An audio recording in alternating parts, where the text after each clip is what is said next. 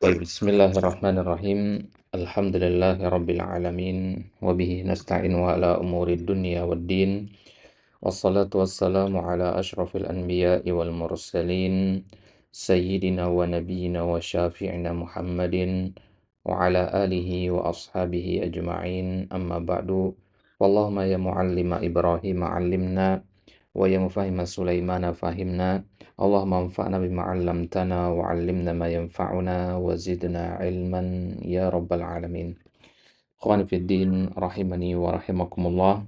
Alhamdulillah ta'ala fi hadha as-sabahil mubarak nuwasil darsana wa qira'atana min kitab At-Ta'liq ala Al-Qawaid Al-Hisan li Fadilatul Syekh Al-Allamah Muhammad bin Shalih Al-Utsaimin ghafarallahu lahu wa liwalidayhi wa limasyayikhihi wa lil muslimina ajma'in.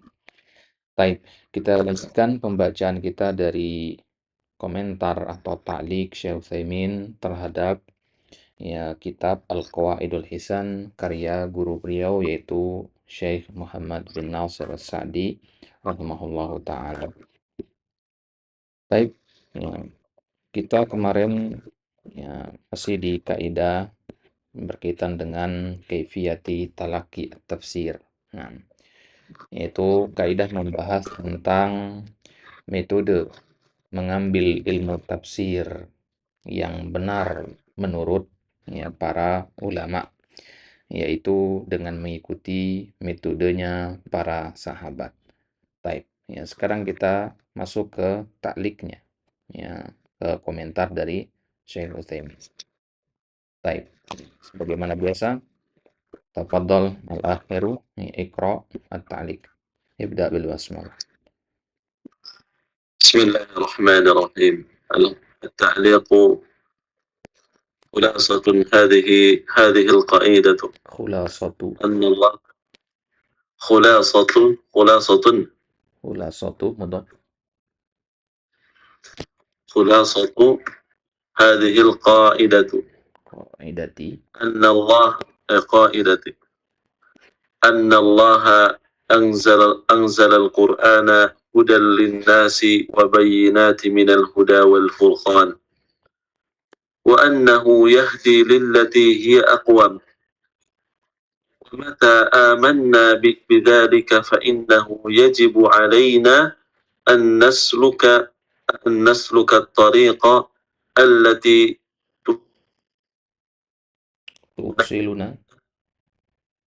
توصلنا لمعرفة هذا القرآن والاهتداء به ولنعلم أننا إذا سلكنا هذه الطريقة فإن الله تعالى يبارك لنا فيما قصدنا وفيما أردنا.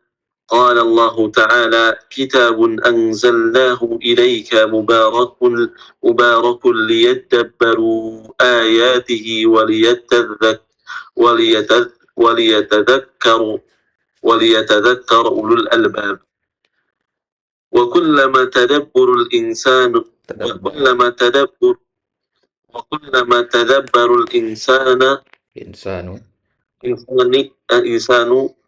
هذا القرآن العظيم وتذكر بما فيه فإنه تحصل له ببركته عليه في أموره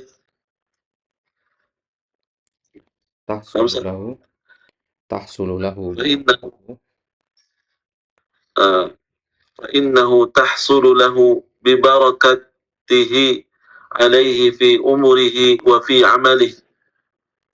عمله وفي يقينه وفي جميع أهواله. وإذا أردت أن تأخذ شاهدا على هذا فانظر إلى أعمال من سبقنا من سلف في هذه الأمة كيف يحصلون على الخير الكثير العظيم ونتعجب كيف يكتبون هذا شيئا وكيف يعملون هذا الشيء فضلا عن الإعداد له وما يسبقه من تهيئة أبدانهم وقلوبهم tahiyati وأفكارهم tahiyati abnaihim من iati تهيئة من تهيئة أبدانهم وقلوبهم وأفكارهم. كل هذا ببركة هذا القرآن العظيم. فعليك أن تشد يديك به وأن تعض عليه بالنواجذ، وأن تعلم أنك متى عملت به في وجهه الله في وجهه الله فيما وجهه الله bima عز wajjahu وجل Allahu وجهه wajjahahu وجهه wajjahu وجهه عز وجل من تدبر آياته وتذكره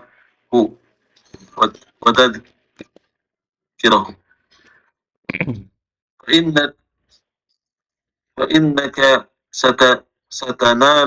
ستنال السعادة في sa'adat الدنيا والآخرة. وهؤلاء سلفنا الكرام رضوان الله عليهم الصحابة لا يتجاوزون 10 آيات حتى يتعلموها وما فيها من العلم والعمل. فتعلموا القرآن لفظا والعلم والعمل جميعا. ولهذا كان الواحد منهم إذا قرأ البقرة وآل إمران جد فيهم، أي صارا عظيما محترما، لأنهم لا يقرؤون كما نقرأ نحن مجرد ألفاظ نمر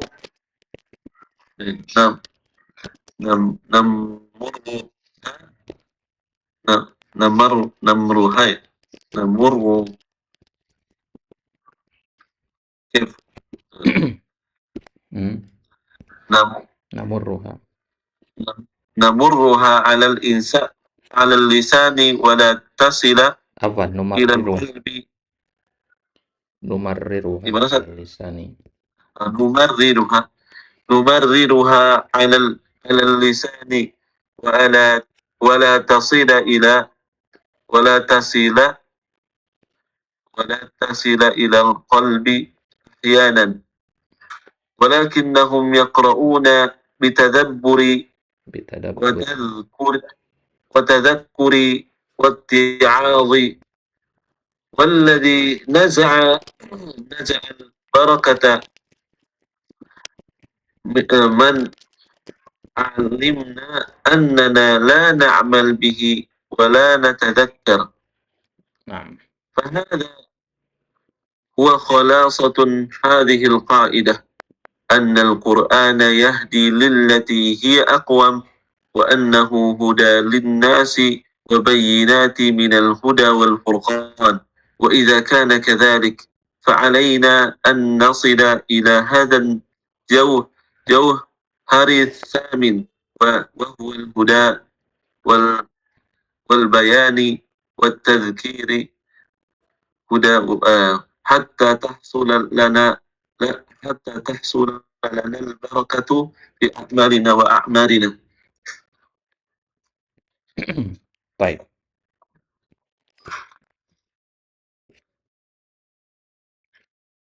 Naam. Qala Fadilatul Syekh Muhammad bin Shalih Al-Utsaimin rahimahullahu taala, khulasatu hadhil qa'idati. Ya, khulasah bermakna ringkasan. Ya. Khulasah ya, bermakna ringkasan atau mulakhas. Khulasatu mudhof di situ ya, makanya dia tidak bertanwin. Hadhihi mudhofun ilaihnya. Al-qaidati badal. Jadi khulasatu hadhil qaidati. Nah, atau bahasa lain khulasah itu adalah ya, ikhtisar. Ya, jadi ada istilah mulakhas, ada istilah mukhtasar, ya kan? Ya, antum sering dengar dua istilah itu. Ya, kedua-duanya kalau diterjemahkan ke dalam bahasa Indonesia, ya, artinya ringkasan sama. Ya, khulasah dengan ya ikhtisar. Akan tapi dalam tradisi keilmuan Islam, dalam definisinya para ulama, khulasah itu memiliki perbedaan dengan ikhtisar. Ya. Kalau ikhtisar, ya itu kita hanya sekedar meringkas saja. Ya. Jadi kitab yang berbentuk mukhtasar itu hanya meringkas teks yang aslinya panjang, ya, tanpa merubah struktur atau bahasa aslinya. Jadi dia hanya memangkas saja. Nah, jadi urutan-urutannya tetap sama. Jadi istilahnya kata-kata yang berlebih itu dibuang, yang disisain itu daging-dagingnya aja. Ya, contohnya misalkan Mukhtasar Sahih Bukhari. Isinya ya tetap hadis-hadis di Sahih Bukhari, ya, tapi sanatnya dipotong agar langsung sampai ke hadisnya. Ya, sanatnya diringkas gitu, agar lebih singkat gitu kan. Panjang nama-nama orang itu, nama-nama perawi itu ya. Diambil nama sahabat saja misalkan. Nah, itu namanya mukhtasar. Nah, adapun mulakhas, ya, mulakhas itu dari kata khalasa yang artinya murni atau bersih. Nah, maka mulakhas itu dia lebih sering diartikan mengambil inti dari sebuah pembahasan dengan bahasa lain tentunya. Ya, berarti sudah berubah dari teks aslinya, gitu ya. Nah, antum pernah dengar kitab Khulasah Nurul Yakin? Nah, Ustaz. Nah, Sejarah itu bukan? Sahih, ya, sejarah Nabi SAW. Nah, itu khulasah sebutannya. Ya, karena bukan mukhtasar. Kalau dikatakan mukhtasar, ya tentu ya dia adalah ringkasan dari kitab yang lain. Ya, Khulasah Nurul Yakin itu dari banyak kitab dia. Nah, maka Khulasah Nurul Yakin itu kita katakan dia adalah saripati, intisari dari ya kitab-kitab yang membahas tentang sirah Nabi SAW. Nah, Nah, itu bedanya dengan Sirah Ibnu Hisham. Ya, kalau Sirah Ibnu Hisham kan nggak ada kata mulakhosnya, ya, nggak ada kata khulasahnya. Ya, karena memang apa adanya. Ya, kalau khulasah Nurul Yakin itu memang buat pemula sehingga bahasanya diperingkas. Ibarat makanan, kalau sudah dibuat menjadi jus, ya, sudah cair, ya, ya, saripatinya saja, ampasnya dibuang. Nah, itu khulasah. Nah, tapi kalau buah potong, ya, buah potong itu buahnya sama, hanya saja kulit bijinya dibuang. Nah, itu mukhtasar. Jelas bedanya ya? Bukan. Enggak, Ustaz. Baik. Jadi kalau antum ingin menamatkan sebuah kitab, ya, tapi nggak mau baca versi aslinya, pengen lebih cepat, maka baca mukhtasornya. Tapi kalau pengen tahu poin-poinnya, kesimpulannya saja, tanpa pusing dengan teks aslinya, ya baca khulasahnya atau mulakhasnya. Nah, khulasatu hadhil qaidati. Maka sekarang Syekh tidak akan membahas atau meringkas ucapannya Syekh Abdurrahman bin Nasir As-Sa'di di atas ini. Ya, yang kita baca kemarin, tidak. Beliau tidak meringkas itu. Beliau menyampaikan inti-inti dari kaidah itu. Nah, ya. Annallaha, intinya adalah anzalal Qur'ana. Ini kalimat redaksinya dari Syekh Utsaimin. Ya. Beliau membahasakan ulang inti-inti dari apa yang disampaikan oleh guru beliau itu. Annallaha anzalal Qur'ana. Bahwasanya Allah Subhanahu wa taala telah menurunkan Al-Qur'an hudan linnasi. Sebagai apa? Sebagai huda, sebagai petunjuk bagi manusia. Sebagai apa juga? Wabayinat, ya, sebagai penjelas minal huda wal furqan, dari petunjuk itu sendiri, dan dia juga sebagai ya penjelas dari Al-Furqan. Al-Furqan artinya ya pembeda antara al-haq wal batil. Baik. Wa annahu yahdi lillati hiya aqwam. Ya, sebagaimana kita baca di ayat kemarin, wa annahu yahdi lillati hiya aqwam. Bahwasanya Al-Qur'an itu memberi petunjuk kepada sesuatu yang lebih kokoh dan lebih lurus. Wa mata amanna bidzalik. Ya, jika memang kita beriman dengan hal itu, ya, artinya kalau memang antum meyakini bahwasanya Al-Qur'an itu adalah petunjuk, ya, fa innahu yajibu alaina, maka konsekuensinya adalah wajib atas kita an nasluka at-tariqal lati tusiluna li ma'rifati hadzal Qur'ani. Sekarang antum kalau ditanya, sepakat nggak Al-Qur'an itu huda atau petunjuk? Sepakat. Nah, kalau antum mengatakan bahwasanya Al-Qur'an adalah petunjuk, apakah cukup sampai di situ? Tidak. Ada konsekuensinya.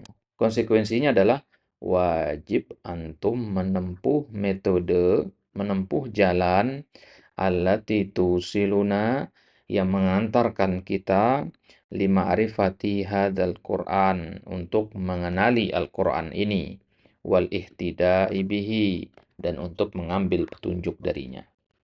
Nggak cukup hanya sebatas tahu bahwasanya Al-Quran itu petunjuk, tapi nggak mau mempelajari metode ya mengambil petunjuk dari Al-Quran itu sendiri. Gitu ya. Ini konsekuensinya. Konsekuensi dari kita meyakini Al-Quran itu petunjuk. Konsekuensinya apa? Tempuh jalannya. Ya, tempuh metode untuk mengenal Al-Quran dan untuk mengambil petunjuk dari Al-Quran. Nah, kemudian beliau mengatakan wal na'lam, hendaknya kita mengetahui, kita memahami. Annana idza salakna hadhihi tariqa, ya, ini badal dari hadhihi. Tahuilah bahwasanya jika kita telah menempuh jalan ini, jalan apa maksudnya tadi? Yang dimaksud sama syaikhnya.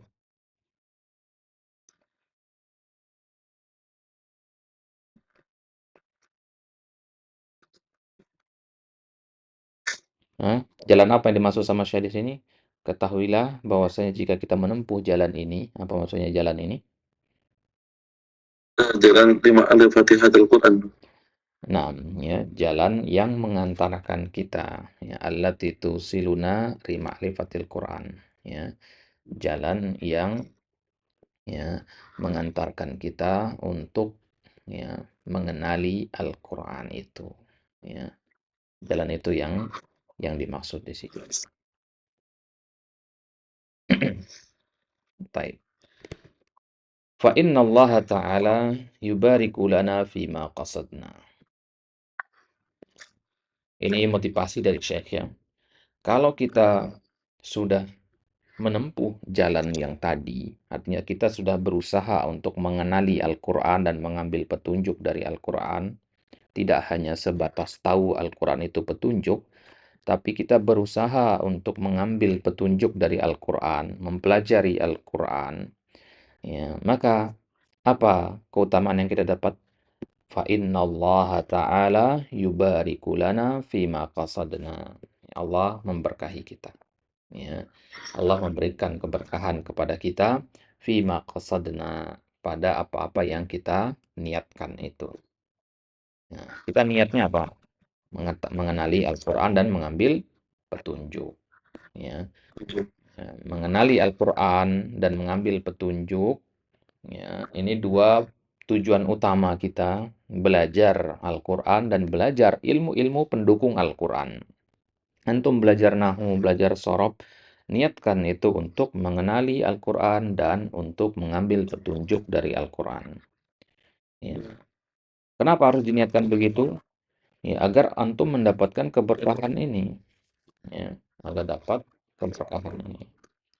Kalau antum belajar nahu niatnya untuk biar bisa lancar baca kitab tok, ya, atau biar bisa ngomong sama orang Arab dengan baik dan benar misalkan, atau biar bisa menulis, ya. Itu nggak perlu diniatkan sebenarnya, karena itu pasti akan didapatkan kalau memang belajarnya sungguh-sungguh ya pasti akan bisa, ya.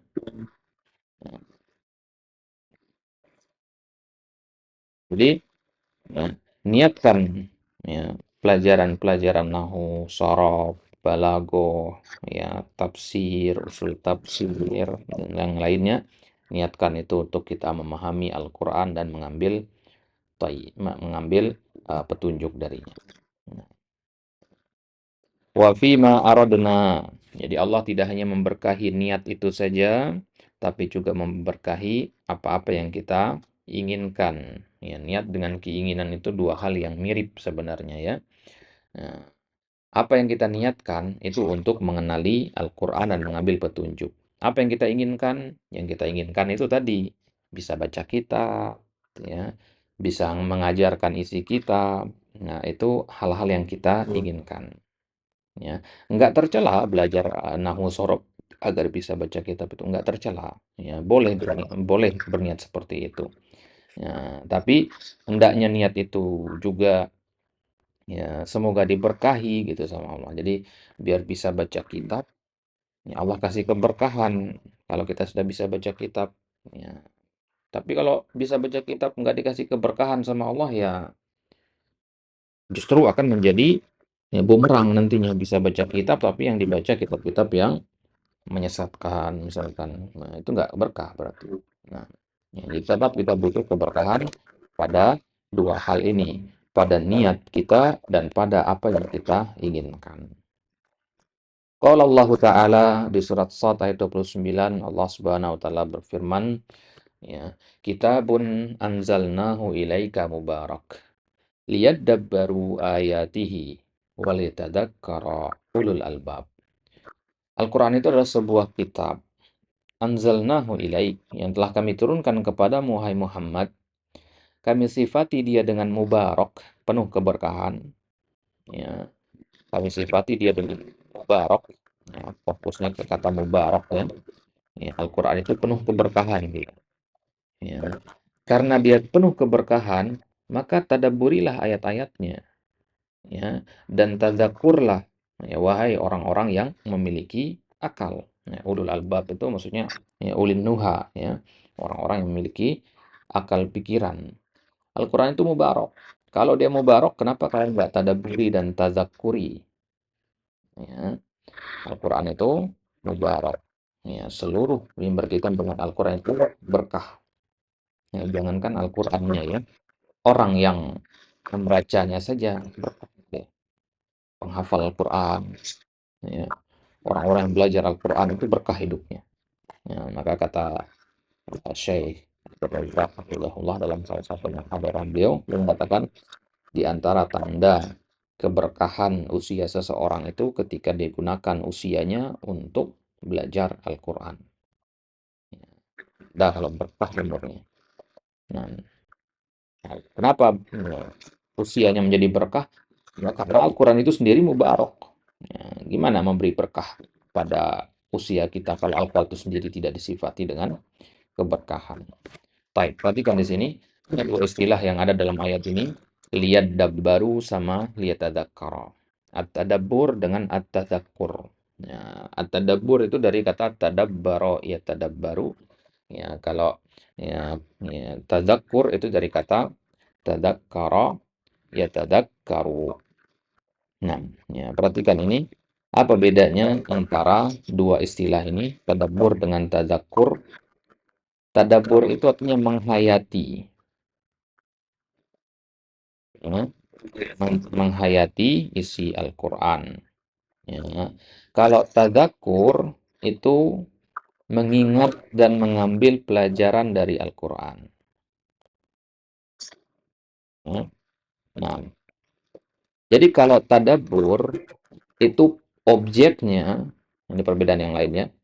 Ya, tadabbur itu objeknya adalah pada ayat-ayat Al-Quran. Ya. Jadi kita buka mushaf, kita baca teksnya, kemudian kita selami makna teks ayat Al-Quran itu. Ini namanya tadabbur.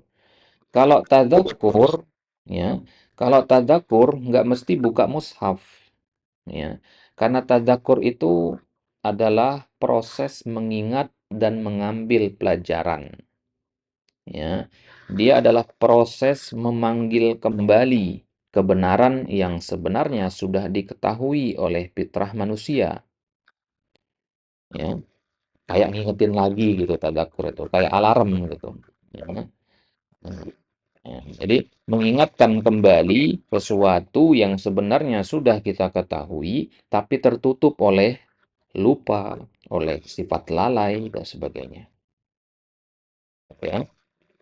Nah, jadi tadabbur itu lebih kepada, ya, objeknya itu hati dan fitrah manusia, ya, perkara batin dia. Nah, maka kalau ini perbedaan yang ketiga, kalau tadabbur hasilnya adalah pemahaman, kalau tadzakur hasilnya adalah ketundukan. Itu bedanya ya. Selesai tadabbur, antum dapat pemahaman ilmu baru. Ya, dapat pemahaman. Nah, kalau tadzakur selesainya antum dapat ketundukan. Rasa iman antum nambah. Ya, amal antum jadi bertambah. Ya. Nah, itu tadzakur. Ya, kita lihat contohnya sekarang. Penerapan praktisnya. Misalkan konteksnya tentang kita membaca ayat tentang neraka, misalkan. Kalau tadabbur, berarti antum membaca ayat tersebut, ya, kemudian antum berhenti sebentar, ya, memahami arti kata per katanya, kemudian antum bayangkan betapa mengerikannya deskripsi api neraka yang disebutkan di situ, ya, kemudian antum bertanya-tanya, ya, kenapa Allah sampaikan ayat tentang neraka ini? Ya, apa tujuan ayat ini disampaikan? Siapa yang diancam di dalam ayat ini? Nah, itu tadabbur namanya. Tapi kalau tadakur gimana? Tadakur itu hati antum tersentuh. Antum teringat sama dosa-dosa yang antum pernah lakukan. Timbul rasa takut, rasa penyesalan. Akhirnya antum bertekad, saya harus tobat sekarang pokoknya. Ya, akhirnya setelah itu, ya, kalau setelah tadakur, apa yang antum lakukan? Antum bertobat. Ada amalan antum yang jadinya lebih baik. Ya, ada ketundukan. Oke. Paham ya beda tadakur dengan tadabbur? Kalau tadakur itu kan hasilnya tundukan ya, Ustaz. Nah, Tadabbur tadi apa tadi? hasilnya ilmu atau pemahaman.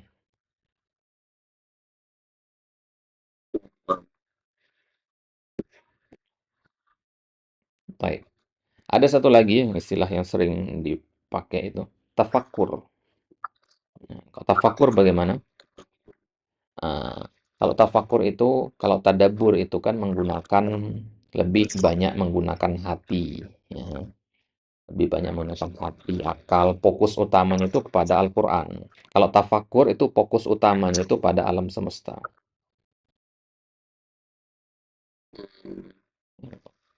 Gampangnya, kalau ini ya, kalau tadabbur itu kita mencari makna dari ayat itu, makna-makna yang mendalam.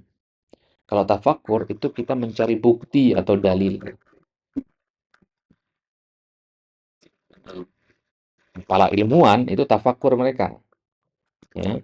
Para ilmuwan tafakkur mereka, ya. Mereka membaca ayat-ayat tentang penciptaan manusia.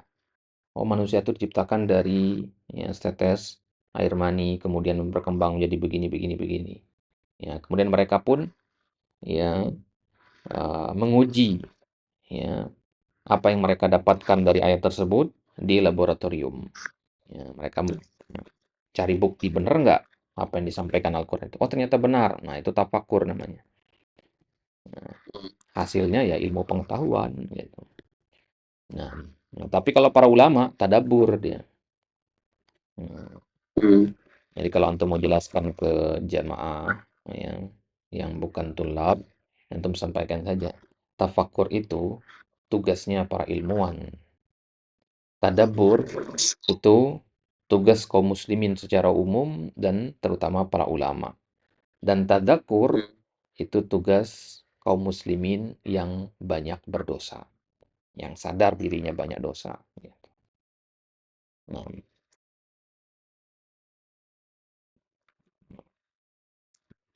baik, itu dia ya. Lanjut. Wa kullama tadabbaral insanu hadzal Qur'anal 'azima. Maka setiap kali seorang manusia mentadabburi Al-Qur'an yang mulia ini, wa tadzakkara bima fihi, dan dia sadar, ingat dengan apa yang ada di dalam ayat Al-Qur'an itu, ya, ada dua di sini ya, tadabbaro sama tadzakkaro. Nah, itu yang kita bahas barusan. Fa innahu tahsulu lahu barakatuhu alaihi. Ya, tahsulu lahu barakatuhu. Ya, ya, maka terwujudlah apa yang kita kenal dengan istilah barokah itu. Ya, yang disebut di ayat tadi, mubarakun.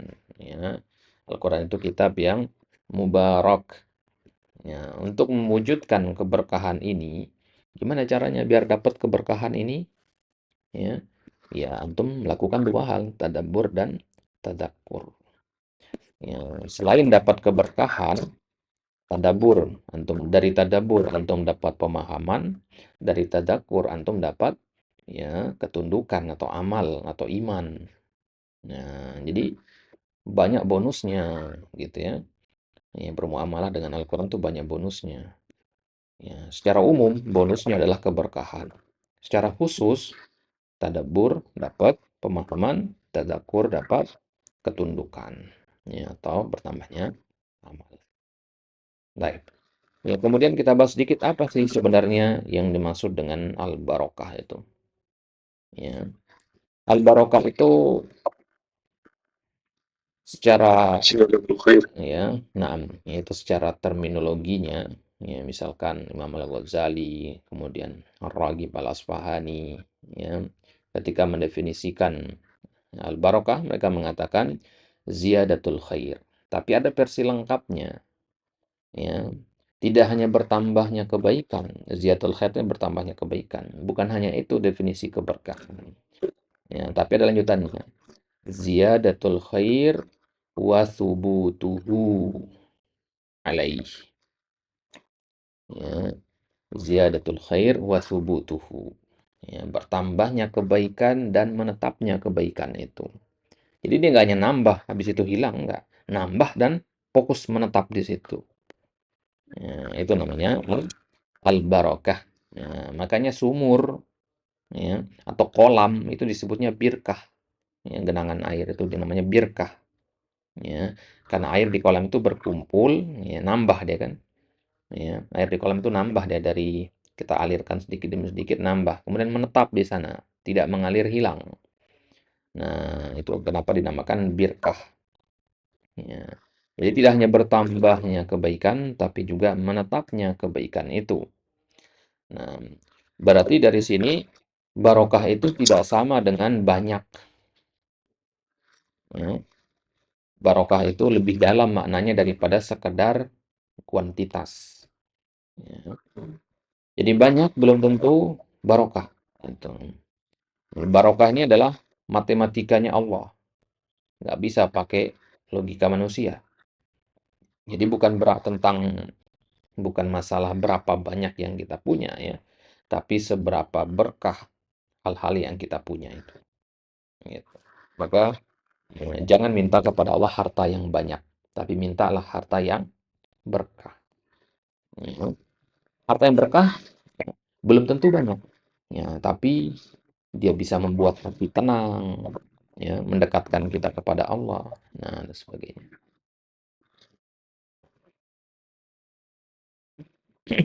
Jadi keberkahan itu ya tidak berkaitan dengan jumlah. Dia kaitannya dengan kebaikan yang ada pada sesuatu tersebut, pada harta, pada waktu, pada ilmu, pada keluarga, gitu ya. Nah, eh, kita dalam Islam itu kan dianjurkan memiliki banyak anak ya, bahkan di dalam Al-Quran itu banyak orang yang berbangga-bangga dengan anak keturunannya. ya kan? Ya, alhaakumut takatsur. Ya, mereka dibuat lalai dengan ya, sikap berbanyak-banyakan anak dan berbanyak-banyakan harta. Ya, banyak anak itu dianjurkan dalam Islam.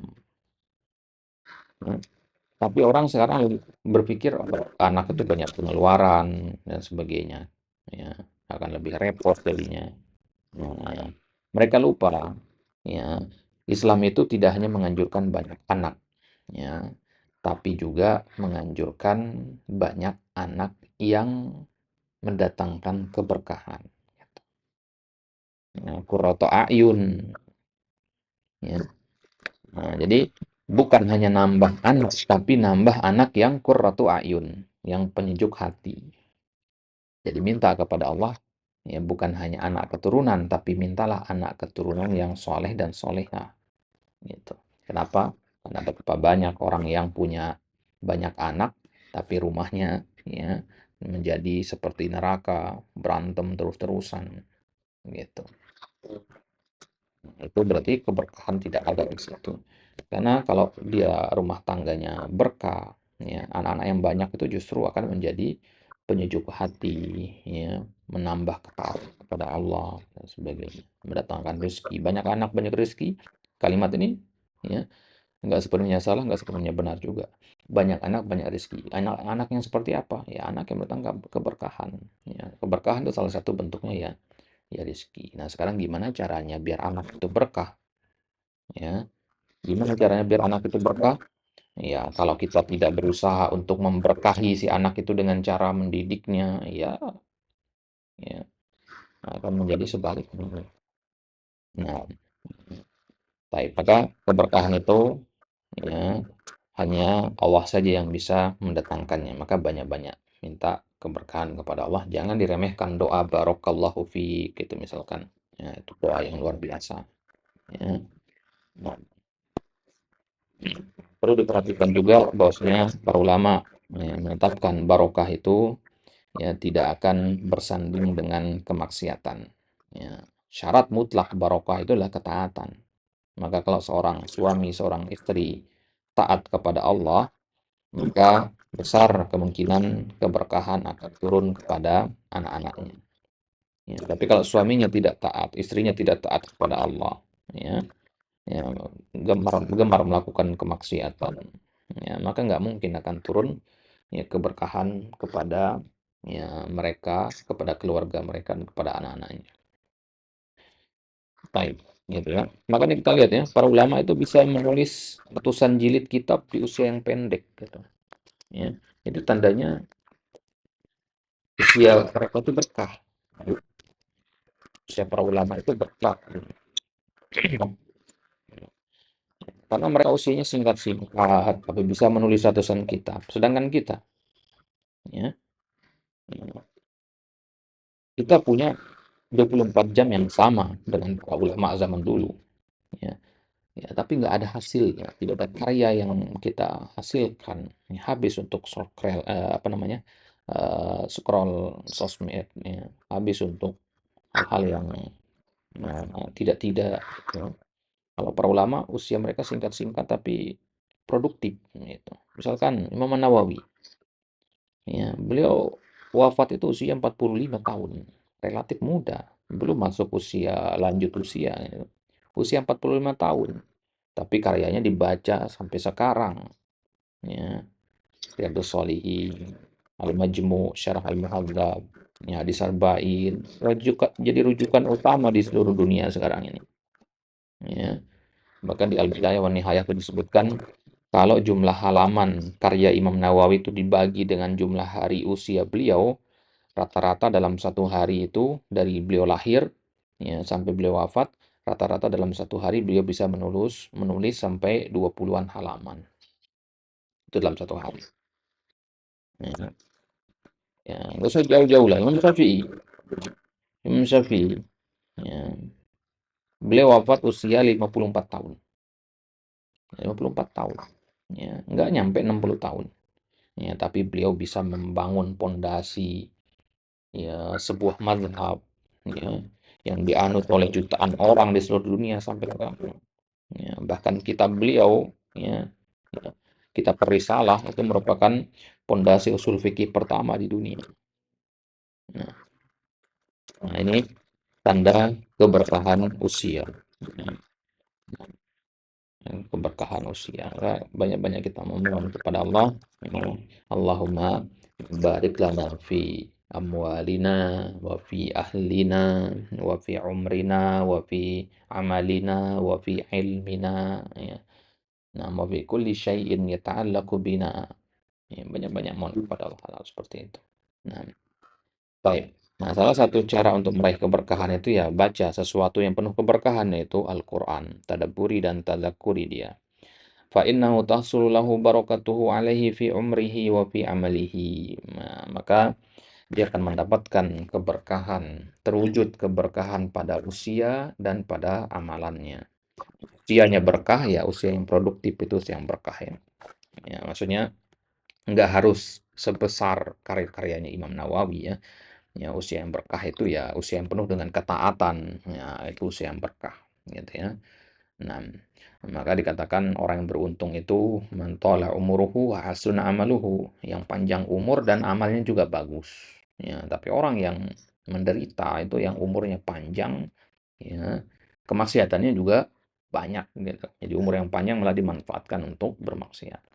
Wa fi amalihi, dan keberkahan itu bisa juga pada amal, pada perbuatan, ya, pada amal ibadah, amal keseharian, ya. Nah, jadi kalau amalan yang berkah itu bagaimana? Ya, amalan yang berkah itu amalan yang, ya, pertama salah satu kriterianya muwafiqun sunnah, sesuai dengan sunnah Nabi SAW, itu berkah amal seperti itu. Ya, semakin menambah ketakutan kita kepada Allah, ya, rasa takut kita kepada Allah, nah itu tanda amalan yang berkah. Nah, maka kata, ya, Ibnu Rajab di dalam kitab, ya, Fadlu Ilmi Salaf alal Khalaf, ya, beliau menitik beratkan poin, ya, bahwasanya perbedaan amalan kita sekarang dengan amalan para salafus soleh dulu terletak pada hasil setelah beramalnya. Ya, sholat kita bisa jadi sama-sama bagus, sama-sama khusyuk, tapi hasilnya bisa beda. Kalau para ulama salafus soleh, hasil dari amalan mereka adalah ziyadatul khauf atau khasyah, ya, bertambahnya rasa takut mereka kepada Allah.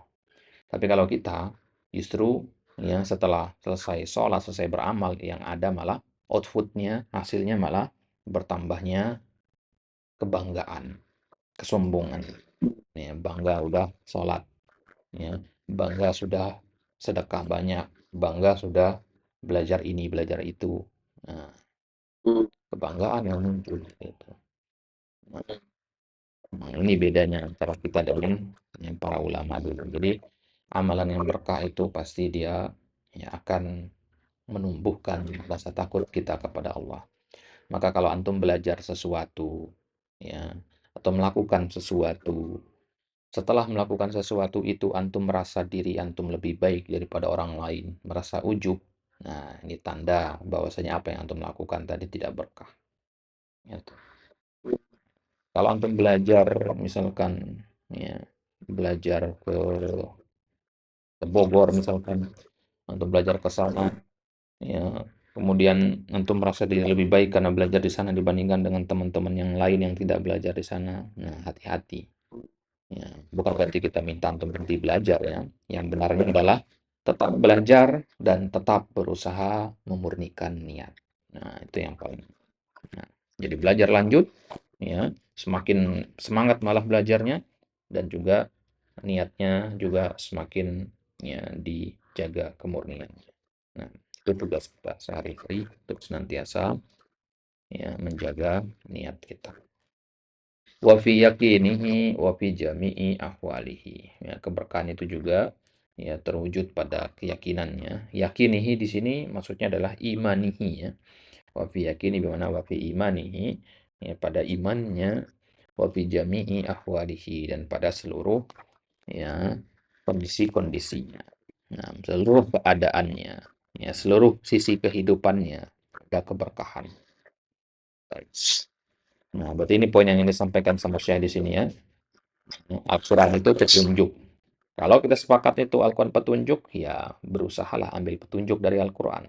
Gimana caranya? Ya tadakuri, tadaburi, Ya, karena kalau mau tadakur dan tadabbur dapat keberkahan. Wa idza aradta an ta'khudha syahidan ala hadza, kalau antum ingin mengambil syahid, ya syahid di sini maksudnya bukti pendukung, ya, ala hadza, atas apa yang kita sampaikan tadi, fanzur. Ya, jadi seolah-olah Syekh mengatakan sini kalau antum nggak percaya apa yang Anda sampaikan barusan, fanzur. Maka lihatlah ila a'mari man sabaqana. A'mar itu jamak dari umur ya. Ya, umur yang tadi ya. Ya, fanzur ila a'mari man sabaqana. Ya, maka lihatlah kepada umur orang-orang yang telah mendahului kita. Man sabaqona. Ya, sabaqa dari kata ya masbuq. Ya, artinya mendahului. Man sabaqona. Ya, dari orang-orang yang telah mendahului kita min salafi. Afan. Ya, man sabaqona. Ya, min salafi fi hadina. Min salafi fi hadil ummah. Salaf itu artinya pendahulu ya. Salaf itu artinya pendahulu. Ya, kakek kita, ya, kemudian bapak dari kakek kita dan ke atas terusnya, yang generasinya sudah lewat, yang sudah meninggalkan kita, mereka salaf kita secara bahasa. Tapi kalau secara syariat disebut kata salaf, itu maksudnya 3 generasi terbaik, yaitu generasi sahabat, tabi'in, dan tabi'ut tabi'in. Jadi kalau kita melihat kepada umur-umur para ulama yang telah mendahului kita, ya maksudnya salafus saleh ya. Ya, Firaun juga salaf kita karena mendahului kita. Abu Jahal juga termasuk salaf.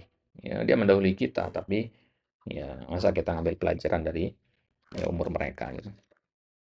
Wandur ila amari man sabaqana min salafi fi hadhil ummah. Lihat kepada ya, salaf hadil ummah, salafus saleh maksudnya. Kaifa yahsuluna 'alal khairil katsiril 'azim. Bagaimana mereka bisa memperoleh kebaikan yang banyak, kebaikan yang agung, ya. Al-'azim kalau dia berdiri sendiri, di antara kandungan maknanya adalah al-katsir, ya. Ya, tapi kalau dia digabung begini al-katsir dengan al-'azim, maka al-'azim di sini artinya agung. Nah, wa nata'ajjabu, ya, maka kita takjub kepada para ulama, kita heran, kaifa yaktubuna hadha syai'a wa kaifa ya'maluna hadha syai'a. Kita takjub pada mereka seolah-olah mereka itu adalah ya, bukan manusia biasa. Ya, kalau secara keilmuan memang bukan manusia biasa. Maksudnya mereka itu seolah-olah punya kekuatan super gitu. Ya. Kaifa yaktubuna hadha syai'? Bagaimana mereka bisa menulis sesuatu seperti ini? Bagaimana bisa mereka mengamalkan ya sesuatu seperti ini gitu. Ya. Para ulama itu bagaimana mereka bisa menulis karya-karya yang banyak di usia mereka yang singkat gitu. Ya. Misalnya Imam At-Tabari, ya, usia beliau itu kalau tidak salah ingat 102 tahun kalau nggak salah. Ya. Tapi di usia itu dalam Al-Bidayah wa Nihayah disebutin beliau masih mampu meloncat dari kapal ke dermaga. Ya. Kapal kalau lagi nyampe di dermaga itu kan terombang-ambing sama ombak, nggak diem dia. Ya. Untuk bisa turun dari situ, ya, usia 102 tahun loh ini. Ya, gimana? Ya. Ya, maka beliau ketika ditanya rahasianya kok bisa tetap lincah di usia 102 tahun, ya, minum vitamin apa? Ya, maka jawaban beliau simpel. Ya, ya, beliau kalimatnya kurang hafal. Ya. Tapi intinya begini.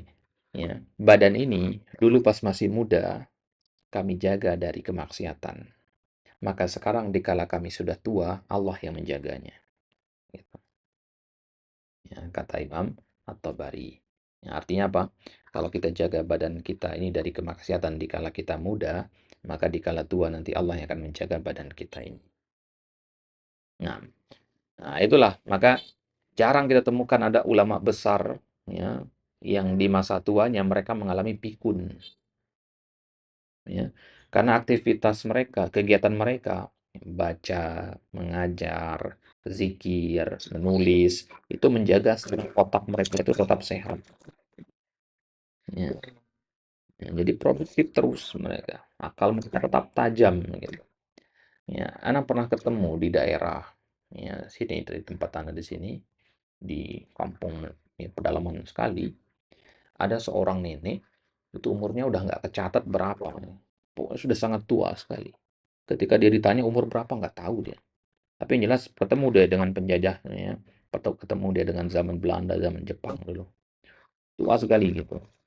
Tapi masih penglihatannya masih bagus, ya. Kemudian ya masih ingat gitu. Ketemu sama orang masih ingat, dia tetangganya siapa, cucu-cucunya siapa masih ingat dia, ya. Otaknya masih bagus gitu berfungsi, tidak tidak pikun gitu, ya. Ya, setelah kami tanya, ya kenapa bisa begitu? Ya, ternyata beliau tuh punya wirid, ya, wirid harian. Ya, wirid itu maksudnya bacaan rutin hariannya, ya. Bacaan rutin hariannya itu adalah membaca satu halaman Al-Quran, ya. Dari dia masih anak, ya, sampai dia sekarang ini, itu nggak pernah dia tinggalkan wirid itu. Ya. Mau dia sakit, mau dia apa, dia tetap lakukan itu. Dia baca Al-Quran, ya, satu halaman itu setiap hari, minimalnya itu. Ya. Kalau disuruh baca Al-Quran, baca lancar sekali. Bahkan ya banyak ayat yang dia hafal. Ya, karena saking seringnya membaca itu.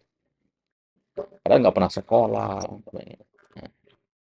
Nah, ini diantara ya, bukti keberkahan Al-Quran. Maka kalau kita melihat kisah-kisahnya para ulama diberi ya ketajaman akal, ya, seperti seolah-olah mereka masih muda, ya, bagaimana mereka bisa menghasilkan karya-karya yang luar biasa gitu ya. Ya, yang mana karya-karya para ulama itu biasanya disebut dengan istilah usia kedua mereka, ya. Mereka wafat ribuan tahun yang lalu, ratusan tahun yang lalu, tapi seolah-olah mereka masih hidup karena nama-nama mereka tetap kita sebut, ya. Dikarenakan mereka meninggalkan ya peninggalan yang berharga, yaitu karya-karya mereka. Inilah usia yang kedua kalau kata para ulama. Nah, baik. Nah, jadi kita heran lihat kisah-kisah seperti itu. Bagaimana mereka tetap beramal, ya, padahal usia sudah sangat tua. Fadlan anil i'dadi lahu wa ma yasbiquhu min tahiyati abdanihim wa qulubihim wa afkarihim. Ya. Terlebih lagi kalau kita melihat bagaimana mereka apa namanya al-i'dad lahu, ya, menyiapkan ya diri mereka, ya. Apa cara mereka menyiapkan diri mereka? Tahiyati abdanihim. Tahiyah itu juga artinya menyiapkan. Bagaimana mereka mempersiapkan badan-badan mereka, hati-hati mereka dan pikiran-pikiran mereka disiapkan dari masih masih masih muda, ya. Jadi dari masih muda sudah dilatih, disiapkan badannya untuk melakukan ketaatan gitu. Kalau kita di masa muda, ya, malas melakukan qiyamul lail, ya apalagi di usia tua nanti, ya, gitu. Ya, jadi kalau kita ingin nanti di usia tua kita mudah untuk melakukan ketaatan, kerjakan dari ketika masih muda, ya, agar badan itu terbiasa melakukannya nanti ketika usia tua. Ya, masih muda saja, waktu luang banyak, badan masih sehat, nggak mau qiyamul lail, malas qiyamul lail, ya. Apalagi nanti udah tua, ya pas sudah tua kan pasti alasannya sakit pinggang, ya badan sakit-sakitan, macam gitu. Maka kalau tidak disiapkan badan, hati, dan pikiran kita untuk taat di masa muda, susah untuk bisa taat di masa tua nanti, gitu. Nah, kullu hada bi barakati hadzal Qur'anil azim, ya. Di antara rahasia keberkahan badan, hati, dan pikirannya para ulama itu, kenapa mereka bisa punya fisik yang kuat, ya, hati yang tetap tajam, ya, pemikiran yang tetap bagus, jernih. Salah satunya sebabnya adalah karena keberkahan dari Al-Quran ini. Nah, fa'alaika an tasyudda yadaika bihi. Maka hendaknya engkau, ya, ini kalimat metafora, ya, ya, mengikat tanganmu dengan Al-Quran. Ya, mengikat tangan dengan Al-Quran maksudnya benar-benar memperhatikan Al-Quran ini, jangan dilepas lagi, gitu. Fa'alaika an tasyudda yadaika bihi. Maka wajib bagi kamu untuk ya memperhatikan Al-Quran ini terus-terusan. Wa an ta'addo alaihi bin nawajis. Adda ya'addu artinya ya menggigit ya dengan nawajis. Nawajis gigi geraham ya sebagaimana dalam hadis Nabi, "Addu 'alaiha bin nawajis." Ya, gigitlah Al-Qur'an dan Sunnah itu dengan gigi geraham kalian. Ya, ini tentunya bukan makna aslinya, ini kiasan bahwasanya kita harus benar-benar ya kokoh memegang dan berpegang teguh dengan Al-Qur'an dan Sunnah. Wa an ta'lama annaka mata 'amilta bihi fi ma wajjahahu Allahu azza wa jalla min tadabburi ayatihi wa tadakkurihi fa innaka satanalus sa'adata fid dunya wal akhirati. Wa an ta'lam, wajib juga antum tahu ya, selain dapat keberkahan. Nah, sekarang ya, ini udah masuk pembahasan baru ya. Ya, tapi masih ada kaitannya dengan pembahasan tadi. Kalau tadi kita katakan Al-Qur'an itu pertama mendatangkan keberkahan, yang kedua ada hal lain yang didatangkan oleh Al-Qur'an. Wa an ta'lama, antum harus tahu juga, annaka mata amilta bihi, kapanpun antum mengamalkan Al-Qur'an, nanti beramal dengan Al-Qur'an, fima wajjahahu Allahu, ya, pada apa-apa yang Allah tunjukkan, ya wajjaha yuwajjihu ini fil madhi ya, bukan wajhu ya. Ya fima wajjahahu Allahu, ya fa'ilnya lafzul jalalah di sini. Kalau kita mengamalkan Al-Qur'an sesuai dengan yang ditunjukkan oleh Allah, apa itu? Min tadabburi ayatihi wa tadakkurihi, itu dengan mentadabburi ayat-ayatnya dan mentadakkurinya. Nah, maka apa yang didapatkan? Wa innaka satanalu, antum akan mendapatkan, akan memperoleh ya, nala yanalu itu mendapatkan.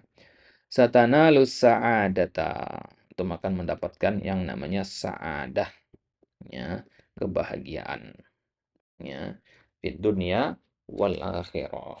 Jadi selain dapat al-barakah, ya, dapat juga as-sa'adah. Ya, dapat keberkahan ya sebagaimana di surat Shad ayat 29, dapat juga as-sa'adah di dunia dan di akhirat. Ya, ya jelas ya dapat sa'adah. Makanya dikatakan oleh Imam Abdul Qayyim, salah satu obat hati itu adalah ya membaca Al-Qur'an. Jadi kalau lagi galau, lagi banyak pikiran, ya, ya jangan tinggalkan Al-Qur'an. Jangan cari penghiburan ya ke tempat-tempat yang lain gitu ya. Ya, kalau sekarang kita galau dikit cari penghiburan ke tempat-tempat wisata. Boleh, tapi jangan lupa dulu bahwasanya di rumah kita pun ada tempat untuk healingnya itu. Ya, itu membaca Al-Qur'an. Nah, maka ketika galau, ambil mushaf, baca Al-Qur'an, ya meskipun tidak tahu maknanya, baca saja, Allah akan turunkan kebahagiaan di situ. Ya, setelah itu mau pergi ke tempat wisata ya silakan. Ya, mau jalan-jalan ya silahkan, tidak terlarang itu. Yang penting jangan lupa bahwasanya kebahagiaan itu ya adalah dari Allah Subhanahu wa taala. Maka ya kalau kita ingin mencari kebahagiaan ya dekati pemilik kebahagiaan itu yaitu Allah Subhanahu wa taala, bukan semakin menjauhinya. Ya, maka ya bertentangan dengan logika orang-orang yang mencari kebahagiaan dengan kemaksiatan. Ya, datang ke bar, ke diskotik, minum khamar, ya, mabuk-mabukan, ya. Ketika dia galau, dia cari penghiburan ke hal-hal yang seperti itu. Ya, katanya biar bahagia. Nah, tidak ada kebahagiaan jika tidak pada ketaatan kepada Allah. Semakin dekat kita dengan Allah, semakin besar peluang kita bahagia. Tapi semakin jauh kita dari Allah, ya semakin jauh kita dari kebahagiaan itu. Nah, baik. Jadi Al-Quran itu mendatangkan kebahagiaan di dunia dan di akhirat. Ya, di dunia yaitu contohnya tadi ya, menenangkan hati, ya, menghilangkan pikiran yang galau. Di akhirat bagaimana? Ya dapat pahala. Nanti Al-Quran akan datang sebagai pemberi syafaat kita. Ketika kita misalkan hampir-hampir dilempar ke neraka karena banyaknya dosa kita, Al-Quran datang membela kita. Ya. Di alam kubur ketika kita hendak ya, azab oleh malaikat ya di alam kubur, ya Al-Quran datang untuk ya membela kita, membentengi kita. Nah, ini adalah as-sa'adah kita kalau di akhirat nanti. Wa haula'i salafunal kiramu ridwanullahi alaihim, itu as-sahabah. Ya, para pendahulu kita itu dari generasi para sahabat. La yatajawazuna asyra ayatin hatta yata'allamuha wa ma fiha minal ilmi wal amal. Mereka tidak pernah ya melebihi membaca 10 ayat sampai mereka mengkaji mendalam apa yang dikandung oleh ayat tersebut dari sisi ilmu dan dari sisi amalannya. Ya, ilmu ya itu maksudnya tadabbur. Karena tadabbur mendatangkan ilmu. Dan amal itu maksudnya tadakkur. Ya, jadi para sahabat tadabbur dan tadakkur juga. Ya. Ketika mereka tadabbur, ya, mereka mendapatkan ilmu. Ya, kemudian mereka pun tadzakur, mereka mendapatkan al-amal soleh taban. Ya. Fata'allamu al-Qur'ana lafdhan wal ilma wal amala jami'an. Maka mereka mempelajari Al-Qur'an, lafaznya, ya, gimana ngucapinnya yang benar. Mereka belajar qiraatnya langsung dari Nabi SAW. Mereka juga belajar ilmu-ilmu yang dikandung oleh Al-Qur'an dengan cara tadabbur. Dan mereka juga mengamalkan kandungan dari Al-Quran itu dengan cara tadakkur itu. Jadi 3 poin sekaligus mereka pelajari. 10 ayat dapat 3 poin ini.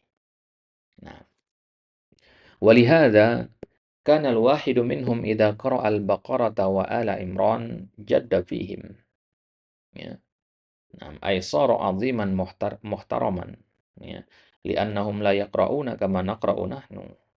Nah, karena itu satu dari kalangan dari para sahabat itu, misalkan salah seorang dari mereka membaca surat Al-Baqarah atau surat Al-Imran, jadda fihim, maka Al-Quran yang mereka baca tadi itu Al-Baqarah dan Ali Imran itu menjadikan mereka mulia.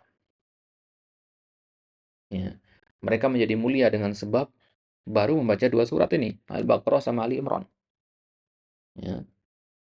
Nah, makanya para penghafal Al-Quran di zaman sahabat itu, nggak semuanya para sahabat ngapal Al-Quran seluruhnya. Ya. Tapi semua mereka belajar Al-Quran. Ya. Semua mereka belajar belajar Al-Quran. Metodenya itu tadi 10 ayat, 10 ayat gitu. Ya, bayangin ya ada seorang laki-laki di zaman Nabi dulu. Dia ini di zaman jahiliyah banyak melakukan kemaksiatan, nyembah berhala, mabukan dan sebagainya, mencuri, ya. Dia masuk Islam laki-laki ini. Kemudian dia belajar surat Al-Baqarah, ya, yang 286 ayat itu, ya, seluruhnya dipelajari oleh laki-laki ini kepada Nabi SAW. Dia pelajari 10 ayat, 10 ayat, 10 ayat. Setiap belajar 10 ayat itu dia kaji mendalam ilmu dan amalannya. Ya. Maka begitu selesai 286 ayat, dia menjadi sosok yang jauh berbeda dari sebelum dia baca dan mempelajari surat Al-Baqarah itu. Ya, itu maksud saya di sini. Ya, para sahabat dulu, ya, selesai baca Al-Baqarah, ya, mereka menjadi mulia dengan sebab surat Al-Baqarah itu. Akhlak mereka langsung berubah. Ya, cara mereka berbicara berubah. Yang tadinya ngomongnya kasar misalkan karena surat Al-Baqarah ada larangan berkata kasar. Ya, di surat Al-Baqarah itu ada larangan menyembah berhala, maka ditinggalkan penyembahan berhala dan sebagainya. Ya, jadi mereka menjadi mulia dengan sebab baru 1 surat itu. Gimana ceritanya kalau mereka membaca keseluruhan Al-Quran? Gitu. Ya, kita pahami juga di zaman para sahabat itu Al-Quran tidak terbukukan sebagaimana sekarang ya.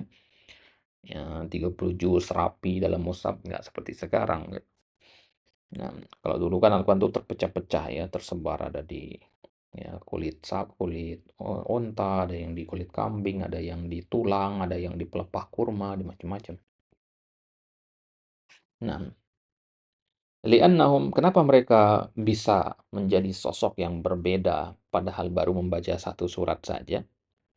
Li'annahum la yaqra'una kama naqra'u nahnu. Ya, karena mereka membaca nggak kayak kita. Ya, mereka membaca Al-Quran tidak sama dengan seperti cara kita membaca Al-Quran. Ya, ada di antara kita membaca Al-Quran ya bolak-balik, ya bahkan dihafalkan 30 juz tapi ya alal lil asaf syadid ya tidak ada perubahan pada dirinya. Ini bukan salah Al-Qur'annya, ini berarti salah cara kita membaca Al-Qur'an, ya. Kalau ada orang penghafal Al-Qur'an tapi akhlaknya buruk, jangan salahkan Al-Qur'annya, ya. Berarti salah cara dia mengambil manfaat dari Al-Qur'an. Nah, maka orang-orang yang seperti itu sangat penting untuk dia belajar gimana cara mengambil mengambil petunjuk dari Al-Qur'an. Penting untuk dia mengkaji, bagaimana dulu para sahabat belajar, gitu. Penting sekali gitu, ya, karena dia sudah, ya, satu langkah ini lebih baik. Dia sudah menghafal Al-Qur'an, sudah mempelajari, ya, membaca Al-Qur'an, ya, bahkan rutin membaca Al-Qur'an, ya. Maka orang-orang yang seperti ini sangat penting bagi dia untuk belajar gimana para sahabat dulu membaca Al-Qur'an. Ya, para sahabat membaca Al-Qur'an 10 ayat, kemudian dikaji ilmu amal, ya, dan seterusnya. Nah, baik. Nah, maka, ya, ini juga jadi pelajaran buat kita, ya. Ya, mulai sekarang, ya, buka mushaf Al-Qur'an dari awal, dari Al-Fatihah. Rutinkan itu, ya. Rutinkan untuk membaca surat dari awal, ya, dari surat Al-Fatihah. Rutinkan baca, ya, ikut metodenya para sahabat itu. Baca 5 ayat atau 10 ayat sesuai dengan kemampuan, ya, kemudian baca terjemahannya kalau tidak tahu terjemahannya, kemudian baca penafsirannya. Rutinkan itu, ya. Nah, akhir antum sudah menikah belum? Sudah Ustaz. Nah, itu bisa dijadikan sebagai kegiatan bersama istri, ya. Setiap pada maghrib atau pada subuh, ya. Jadikan salah satu agenda rutin bersama keluarga, gitu, ya. Dikit-dikit, ya, nggak sampai, ya, 10 menit gitu atau 15 menit nggak nyampe paling. Nah, duduk antum yang baca ayat ini kandungan mana ini, ya. Nah, sekarang kan ada apa namanya, ada internet, atau bisa cari mana-mana ayat itu di kitab-kitab tafsir para ulama dan sebagainya. Nah, bagus itu dijadikan, ya, sebagai eh, kegiatan bersama keluarga. Nah, ya, kita contoh para sahabat dulu gitu, gimana mereka, ya, membumikan Al-Quran di tengah-tengah keluarga mereka dengan cara mengajarkannya, ya, kepada anak-anak mereka, kemudian mereka mengkajinya. Jadi para sahabat itu dulu, ya, paginya, ya, ya, mereka pergi ke masjid Nabi, ya, belajar bersama Nabi makna ayat-ayat Al-Quran itu. Kemudian mereka pulang, ya, untuk bekerja dan sebagainya, ya. Kemudian nanti sorenya, ya, atau malamnya mereka ajarkan itu apa yang mereka dengar di pagi hari dari Nabi itu. Ya, majelis Nabi itu biasanya dimulai dari pagi dia. Mereka ajarkan apa yang mereka pelajari dari Nabi itu. Ya, mereka kumpulkan anak dan istrinya. Ya, kemudian mereka sampaikan, ya, ayat-ayat Al-Quran, dibacakan ayatnya, kemudian dibacakan kandungannya. Ya, apa yang mereka dengar dari Nabi itu. Jadi hidup Al-Quran itu. Bayangin dalam satu kota, ya, kota Madinah itu, seluruh rumah yang ada di situ, ya, rutinitas mereka sama, yaitu mengajarkan Al-Quran kepada anak-anak mereka. Dari mana mereka mengambil Al-Quran itu? Ya, dari Nabi SAW. Nah, ini bisa kita contoh meskipun Nabi sudah tidak ada di hadapan kita, nah, tapi bisa kita mengkaji Al-Quran melewati tafsirannya para ulama. Baik, itulah kenapa Al-Quran bisa merubah, ya, ya, orang yang, ya, Umar, ya, yang begitu keras, ya, permusuhannya terhadap Islam bisa berubah, ya, menjadi sosok yang, ya, tegas namun, ya, lemah lembut, ya, ya, sosok yang tegas melawan kebatilan, tapi ketika membaca ayat-ayat tentang neraka beliau menangis, ya. Ya, ketika beliau apa namanya mengkaji sebuah ayat, ya, ya, beliau sampai berkata, ya, seluruh orang, ya, beriman kepada seluruh orang itu adalah orang-orang yang diampuni kecuali Umar, ya, sampai ke pemahaman seperti itu. Ini kan luar biasa gitu. Sampai sedemikian drastisnya Al-Quran itu mampu merubah kehidupan seseorang. Ya. Dan kita, masa lalu kita kan tidak sekelam masa lalunya para sahabat ya, bahkan kita dari lahir saja sudah muslim, alhamdulillah. Nah, maka tentu harusnya Al-Quran itu ya mampu merubah kita menjadi sosok yang jauh lebih baik gitu. Ya, kalau kita lihat-lihat ke belakang dari kita mulai mengkaji Al-Quran sampai kita ya sekarang ini ada perubahan apa tidak gitu. Ya, itu perlu kita jadikan sebagai ya bahan renungan juga. Ya, selama ini saya sudah ikut kajian sering, sudah baca kitab, sudah belajar ini. Nah, coba diingat-ingat. Apa perbedaan Anda sebelum belajar dengan setelah belajar ini gitu. Nah, itu perlu dijadikan sebagai bahan introspeksi kita. Baik. Jadi para sahabat mereka bisa menjadi sosok yang berubah 100% dari sebelumnya karena Al-Quran itu.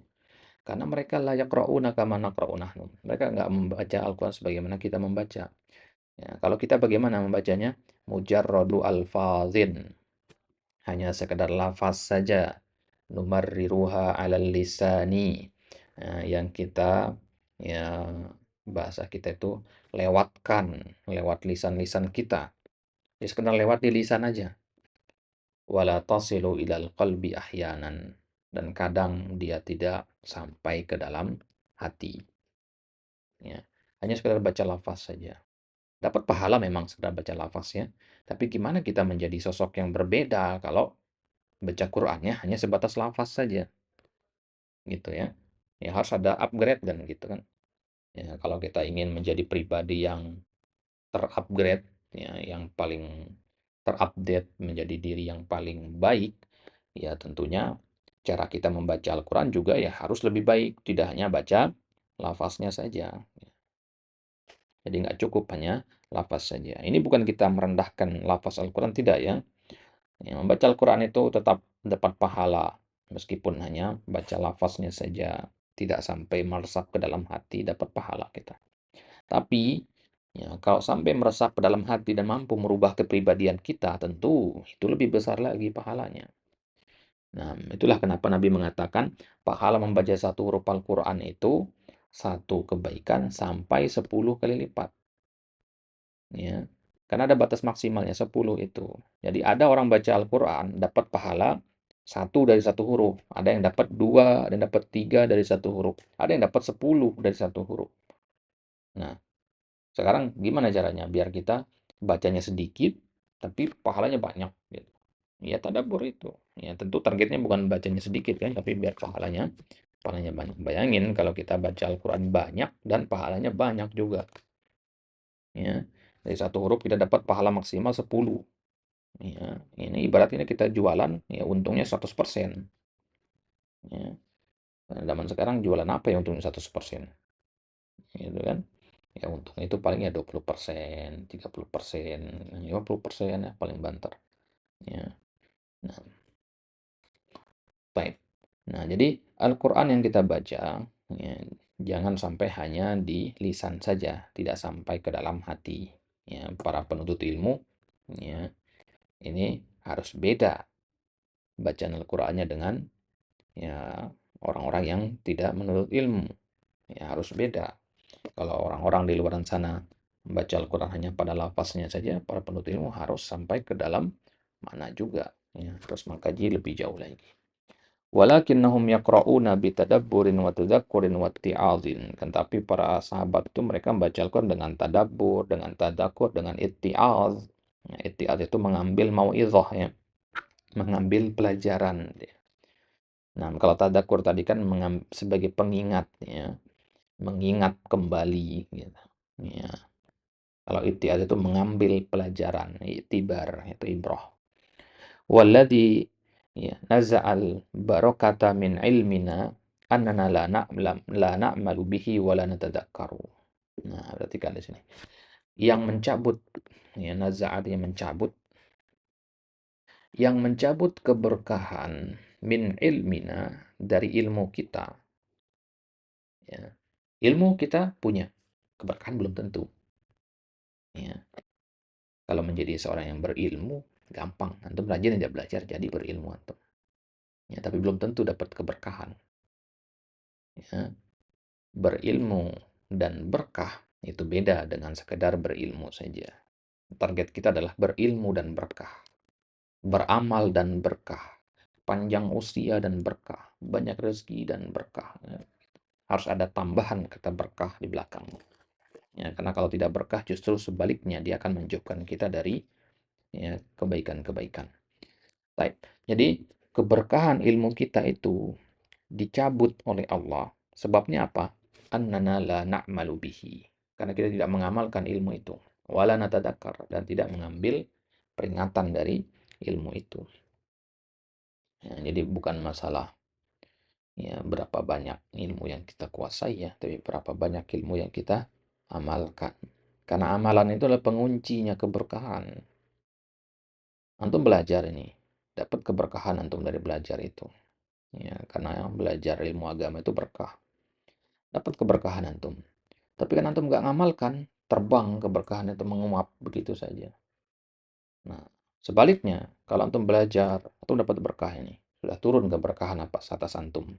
Ya, antum tahu sendiri hadisnya bagaimana para malaikat menaungi para penuntut ilmu dengan sayap-sayap mereka, mendoakan keberkahan bagi ya, para penuntut ilmu, bahkan sampai ikan di ya, lautan juga mendoakan kebaikan bagi penuntut ilmu. Ini keberkahan semua. Ya, tapi ketika tidak diamalkan, maka akan menguap begitu saja keberkahan tadi. Gimana caranya biar keberkahan itu menetap, dikunci? Karena tidaklah dinamakan keberkahan kecuali dia menetap. Ya, yaitu diamalkan. Nah, sahih ini ya, harus diamalkan. Tanpa amalan, ya, dia akan. Nah, jadi challenge-nya di situ ya. Challenge-nya di situ. Ya, bukan hanya mengilmui tapi juga mengamalkan. Karena di ayat dikatakan illalladzina amanu wa amilu. Tidak hanya berilmu, amanu, beriman, tidak hanya beriman dan mengilmui saja, tapi juga harus wa amilu as-salihat gitu. Wa hadha huwa khulasatu hadhil qaidati. Inilah ringkasan intisari dari kaidah ini. Annal Qur'ana yahdi lillati hiya aqwam. Al-Qur'an itu pasti memberi petunjuk kepada yang lebih baik. Nah, perhatikan, kepada yang lebih baik. Ya, kalau manusia mengatakan yang lebih baik dalam masalah ini adalah solusinya begini, tapi Al-Quran mengatakan B, ya, maka solusi yang disampaikan Al-Quran itu yang lebih lebih baik, meskipun secara logika kita mungkin kita nggak bisa terima. Contohnya kayak begini sekarang, masalah pengangguran di negara kita, ya, masalah pengangguran atau merebaknya tindakan kriminal, ya, kriminalitas meningkat tajam di Indonesia. Kalau solusi versi Al-Quran adalah kembali kepada ajaran Islam yang murni dengan bertauhid. Ya. Solusi dari Islam adalah bertauhid. Nah, tapi ini kalau kita sampaikan kepada masyarakat, mereka akan berpikir logika apa hubungannya orang nganggur sama tauhid. Gitu. Ya. Orang nganggur sama tauhid apa hubungannya? Ya. Nah, ya padahal erat hubungannya. Nah, tapi bukan berarti kita mengatakan orang yang nganggur itu berarti dia nggak bertauhid kepada Allah, tidak ya. Nah, itu terlalu menggampangkan persoalan kalau kita katakan seperti itu. Nah, orang menganggur kan punya banyak alasan, tapi ya kurangnya lapangan pekerjaan, kemudian meningkatnya tingkat kriminalitas, itu ya salah satu efek negatif dari ya orang-orang tidak mentauhidkan Allah. Ya. Kalau orang mentauhidkan Allah, maka ya, kalau suatu masyarakat mentauhidkan Allah, ya, maka Allah akan turunkan keberkahan atas mereka. Antum tahu sendiri di dalam Al-Quran disampaikan bahwasanya ya suatu kaum kalau beriman, bertauhid kepada Allah, maka Allah akan turunkan keberkahan ya dari langit dan dari bumi.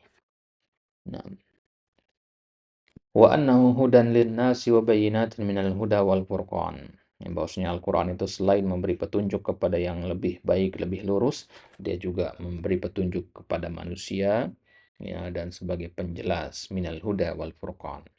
Wa idza kana kadzalik, kalau memang halnya seperti itu, kalau memang kita mengimani hal ini, fa alaina an nasila ila hadzal jauharits tsamin.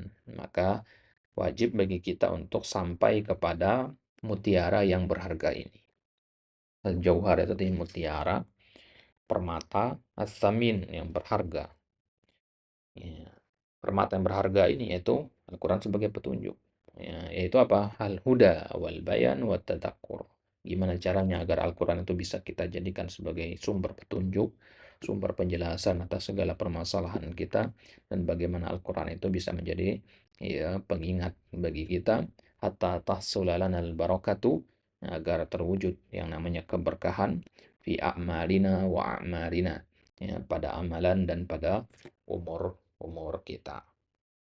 Nah, jadi eh, di sini Syekh ingin menekankan berarti kepada kita, ya, secara ringkas ya, bahwasanya Al-Quran itu bukan hanya sekedar lafaz yang dibaca, tapi dia adalah petunjuk, penjelas, dan pengingat bagi manusia. Gitu. Kalau kita menganggap Al-Quran itu hanya sebatas bacaan saja, tidak menjadikan dia sebagai petunjuk, sebagai penjelas, sebagai pengingat, maka manfaat yang kita dapat dari Al-Quran itu ya tidak banyak, itu terbatas. Gitu. Nah, maka kalau kita mengikuti metodenya para sahabat, ya, barulah kita ya bisa mendapatkan manfaat yang optimal dari Al-Quran itu sendiri. Jadi bukan masalah Al-Quran yang dirubah, tapi masalah cara kita mempelajari Al-Quran itu. Cara kita bermuamalah dengan Al-Quran itu yang perlu diperbaiki. Gitu. Nah, kalau kita sudah rajin baca Al-Quran, tapi maksiat juga tetap jalan, berarti harus ada yang perlu diperbaiki. Apa itu? Ya, cara kita membaca Al-Quran ditingkatkan lagi. Oh, mungkin selama ini masih kurang banyak bacaan Qurannya. Ya. Atau mungkin kualitas bacaannya masih kurang bagus. Ya, maka itu hal-hal yang seperti itu dikoreksi. Ya, bukan malah ninggalin baca Quran. Ya, sebagaimana anggapan orang yang akalnya pendek mengatakan, ah, saya sudah capek baca Quran tapi kok nggak ada perubahan, udahlah nggak usah baca Quran lagi. Ya, bukan begitu kesimpulannya ya. Nah, saya sudah capek berdoa nggak dikabul-kabulin. Ya, saya nggak mau doa lagi. Ya, bukan gitu kesimpulannya. Kalau udah capek berdoa tapi nggak dikabulin berarti ada yang salah. Ya, dan yang salah tentu bukan doanya, bukan Allah yang salah. Mungkin cara kita berdoa yang masih perlu diperbaiki. Mungkin ada kemaksiatan yang menjadi penghalang terkabulnya doa itu, dan seterusnya.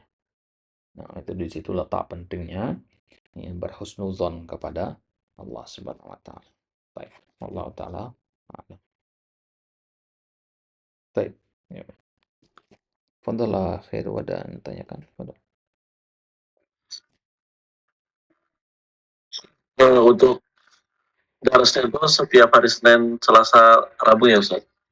6. Ya, Senin, Selasa, Rabu. Contoh Cukup Ustaz. tambahan atau bagaimana? Gimana? Cukup Senin, Selasa, Rabu atau antum ingin nambah hari lagi atau bagaimana?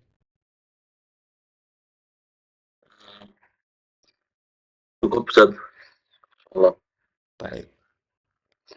Tapi kalau antum apa namanya, ada waktu di hari yang lain selain yang kita sebutkan itu, ya misalkan di siang, sore atau malam, kabari aja. Ustaz Ana sekarang sedang kosong ya. Nah, kalau nanti Ana juga lagi kosong ya kita belajar. Ya, Ustaz. Ya, kalau Ana sih pengennya tiap hari sebenarnya. Ya, karena belajar ini kalau keputus-keputus itu nggak ini nanti nggak sinkron dengan pembahasan sebelumnya. Iya, iya. Nah, jadi disiasati seperti itu nanti ya. Nah, kemudian kalau kita sedang tidak belajar, misalkan kayak kemarin ya Jumat, Sabtu, Ahad, ya Kamis, Jumat, Sabtu, Ahad kita kosong misalkan. Nah, bukan berarti yang nggak buka kitabnya ya, tetap dipelajari kitabnya ya. Tetap antum buka, tetap antum baca sedikit demi sedikit. Dan kalau antum mau latihan menerjemah, ya, ya antum bisa apa namanya, ya coba-coba terjemahkan apa yang sudah kita bahas, ya untuk rekam lewat VN kan ke anak nanti. betul. Nah, ya, terjemahkan ya, dikit-dikit dulu ya, satu paragraf, dua paragraf gitu, kirimkan PN-nya gitu. Nanti Nah, kalau perlu nah. dikoreksi, nah koreksi. Nah, itu nanti kalau biar nggak putus maksudnya belajar. Jadi dari awal Ustaz ya? Nah, bentar ya. Dari hmm, nah, Nanti nah. antum kalau Jadi lewat sudah bisa nerjemahkan, jadi lewat lihat hmm, video. Kalau sudah bisa nerjemahkan nanti ya antum bisa sampaikan ke apa namanya ke keluarga, gitu. Bisa antum ajarkan. Gitu. Nah, nah, sampaikan Ustaz. kepada antum yang terdekat. Karena ilmu kalau nggak disampaikan lagi hilang dia nanti. Ya. Ya, betul, betul. Jadi tanggung jawab kita ke keluarga itu bukan hanya ngasih nafkah berupa ya, materi, uang, ya. Ini ngasih ilmu juga termasuk nafkah. Ya. Nah, ya, semoga Allah Subhanahu wa Ta'ala Jadi, urusan kita semua. Ya. Semoga Allah berikan ya, keberkahan pada usia kita, waktu-waktu kita, pada harta, amin. keluarga. Ya, Rabb. Nah, ya naktafi bihada wa sallallahu ala nabiyyina Muhammadin wa ala alihi wa sahbihi wasallam wa akhiru da'wana alhamdulillahi rabbil alamin. Naktafi bihada wa nakhtatim bidu'a iqamatil majlis subhanakallahumma wa bihamdika asyhadu an la ilaha illa anta astaghfiruka wa atubu ilaik. Wassalamualaikum warahmatullahi wabarakatuh. Waalaikumsalam warahmatullahi wabarakatuh. Jazakumullahu khairan.